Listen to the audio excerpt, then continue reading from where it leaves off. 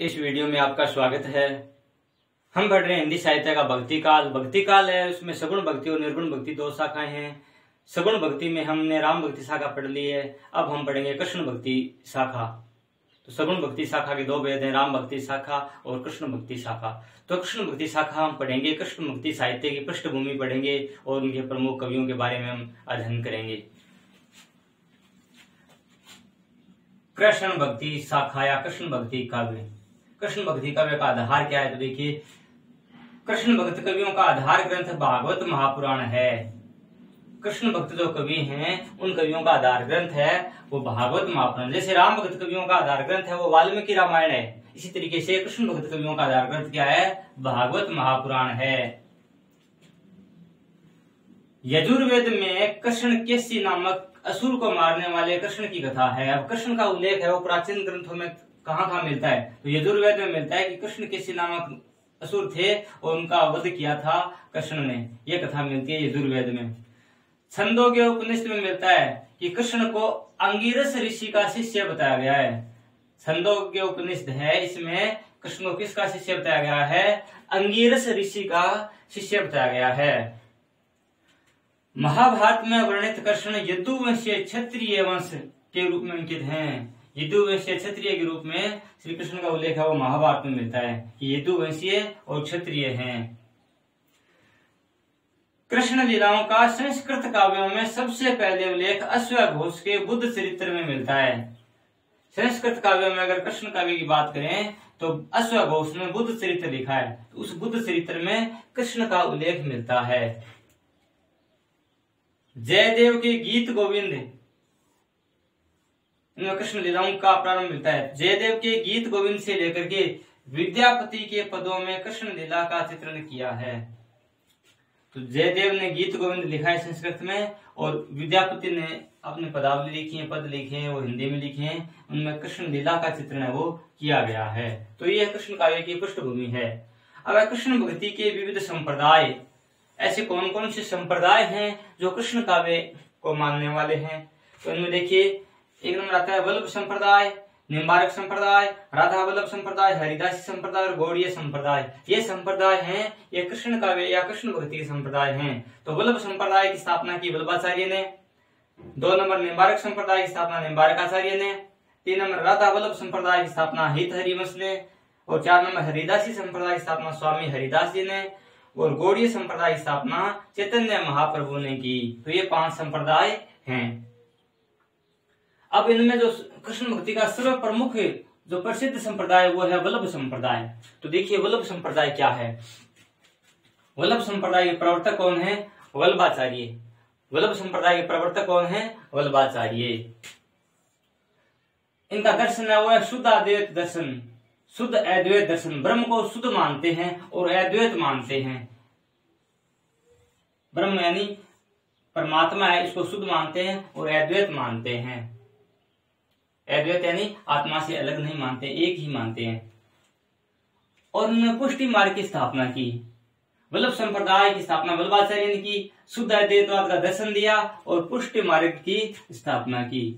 अब पुष्टि क्या है? पुष्टि का अर्थ क्या है? ईश्वर के अनुग्रह, अनुग्रह यानी कृपा से पुष्ट होने वाली भक्ति। ईश्वर का हमारे ऊपर अनुग्रह होगा, भगवान का हमारे ऊपर कृपा होगी, उस कृपा से अपनी भक्ति जो पुष्ट होगी उस भक्ति को बोलेंगे पुष्टि।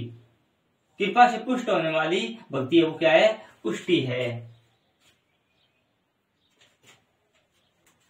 वल्लभाचार्य के पुत्र विठलनाथ ने 1565 ईस्वी में अष्टछाप कवि मंडली का संगठन किया। तो अष्टछाप की स्थापना किसने की, कब की, ये पूछा जाता है परीक्षा में। तो वल्लभाचार्य के पुत्र का नाम था विठलनाथ।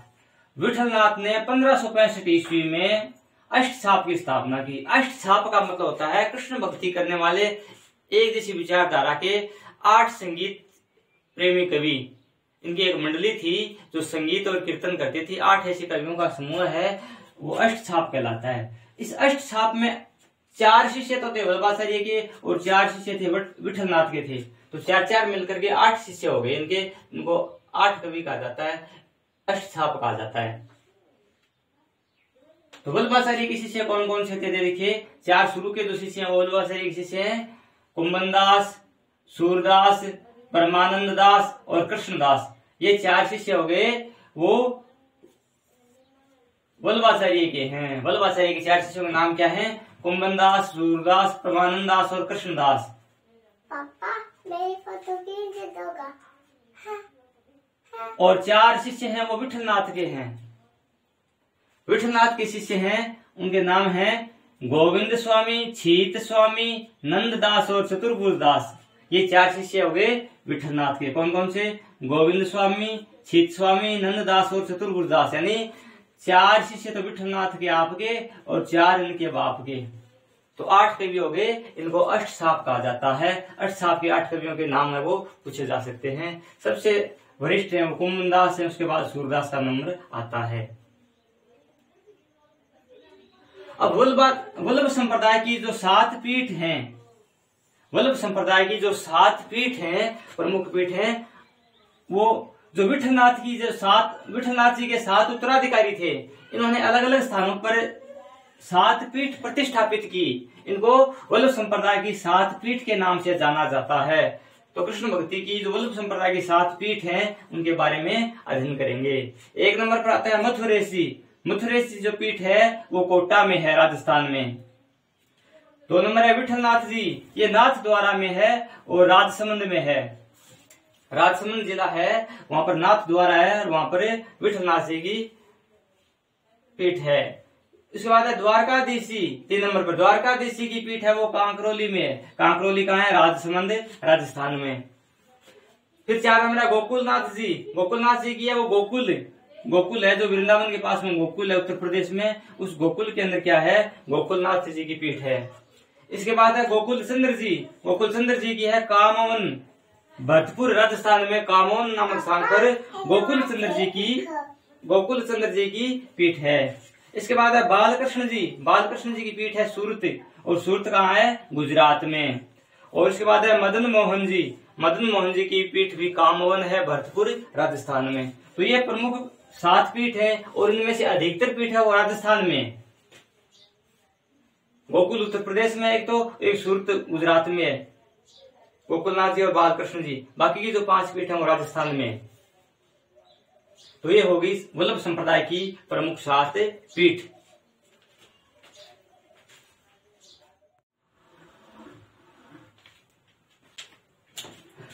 प्रमुख कृष्ण भक्त कवि एवं उनकी कृतियां।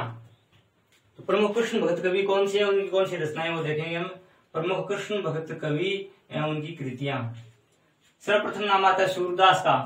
सूरदास जी की जो प्रामाणिक रचनाएं वो हैं सूर सागर, साहित्य लहरी और सूर सारावली। सूर सागर, साहित्य लहरी और सूर सारावली। इसके बाद कुंभनदास 186 पद है वो पद संग्रह में संकलित हैं। परमानंद दास, इनका नाम है परमानंद सागर। रचना का नाम क्या है? परमानंद सागर। कृष्णदास जुगलमान चरित्र और भ्रमर गीत, ये कृष्णदास जी के काव्य हैं। नंददास की अनेक रचनाएं मानी जाती हैं, जिनमें प्रमुख हैं अनेकार्थ मंजरी, रस मंजरी, मान मंजरी, रूप मंजरी, विरह मंजरी, प्रेम बारखड़ी, श्याम सगाई, भंवर गीत, रास पंचाध्यायी, सिद्धांत पंचाध्यायी, गोवर्धन लीला और नंददास पदावली। ये 12 रचनाएं ऐसी प्रसिद्ध हैं और इनमें रास पंचाध्यायी बहुत ही प्रसिद्ध है। ये रोला छंद में लिखी गई है रास पंचाध्यायी। नंददास को कहा जाता है कि और कवि जड़िया, नंददास गड़िया।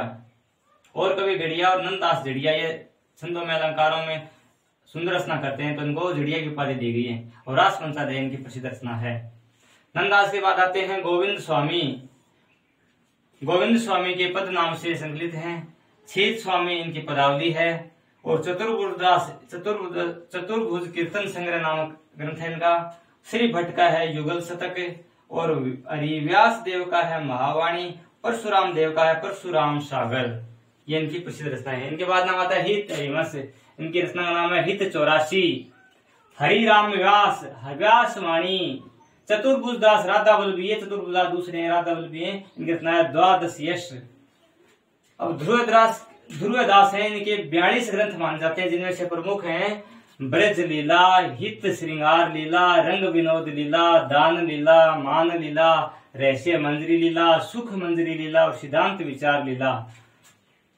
तो ये ध्रुवदास के प्रमुख ग्रंथ हैं। इसके बाद है स्वामी हरिदास के सिद्धांत के पद और केली माल, बिहारीदास जी की वाणी, राम राय आदि वाणी, गीत गोविंद भाष्य। इनके बाद आते हैं रसखान है सुजान रसखान, इनकी प्रसिद्ध रचना का नाम है। और मीराबाई की अनेक रचनाएं, जिनमें से आचार्य रामचंद्र शुक्ल ने इनकी 4 रचनाएं प्रमाणिक मानी। वो हैं नरसिंह जी का मायरा, गीत गोविंद टीका, राग गोविंद और राग सोरठ के पद। ये 4 रचनाएं वो प्रमाणिक मान जाती है। इनके अलावा प्रसिद्ध प्रमाणिक रचना मीरा पदावली के नाम से मिलती है, मीरा पदावली, जिसमें मीराबाई के पद हैं। तो ये प्रमुख कृष्ण भक्त कवि और उनकी रचनाएं।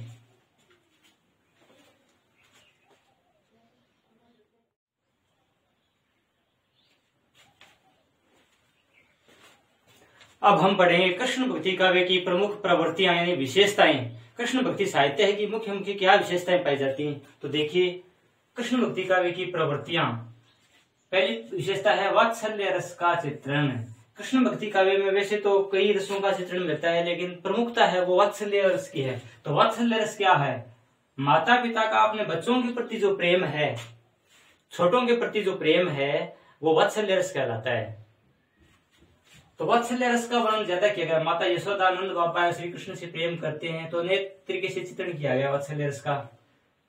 एक उदाहरण दिया गया है, माता यशोदा अपने बच्चे को दूध पिलाती है और ये कहती है कि ज्यादा दूध पिएगा तो तुम्हारी चोटी बढ़ेगी, तू बड़ा हो जाएगा।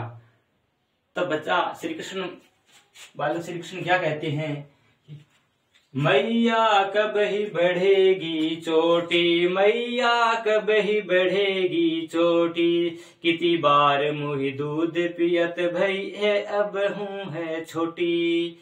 यानी कितने बार मुझे दूध पिलाते हुए हो गया, लेकिन अभी तक ये बड़ी नहीं हुई, छोटी है, कब बढ़ेगी छोटी। तो वात्सल्य रस का सुंदर चित्रण इसमें किया गया है। श्री कृष्ण के बचपन का जो वर्णन है, माता यशोदा का जो प्रेम है, बाल रूप का जो वर्णन है, वो सब वात्सल्य रस में आता है। इसके बाद है लीलाओं का गान। श्री कृष्ण की बाल लीलाओं का और रास लीलाओं का इसमें वर्णन किया गया है। जब बचपन का वर्णन करते हैं, वात्सल्य रस का वर्णन करते हैं, वो सब बाल लीलाएं श्री कृष्ण बचपन में लीला करते हैं। और किशोर जीवन में जो लीला करते हैं, जिसमें माधुर्य भाव है, वो रास लीलाएं होती हैं। तो रास लीलाएं गोपियों के साथ में श्री कृष्ण जी बड़े हो गए, किशोर जीवन में था, तब वो उनके साथ में रास क्रीड़ाएं करते थे, वो सब रास लीलाएं। और बाल लीलाएं वो बचपन की लीलाएं। तो दोनों प्रकार की लीलाओं का इसमें गान किया गया है। ये श्री कृष्ण काव्य की अगली विशेषता होगी, लीलाओं का गान। इसके बाद है गीत काव्य एवं संगीतात्मकता। श्री कृष्ण जी का काव्य है वो गीति काव्य है, गीतों की प्रधानता है, पद हैं वो गेय पद हैं, गाने योग्य हैं। और इसमें संगीतात्मकता प्रधान है, लय ताल और संगीत है, जिसमें वो संगीतात्मकता की विशेषता पाई जाती है। सूरदास हो चाहे मीराबाई हो चाहे रसखान हो।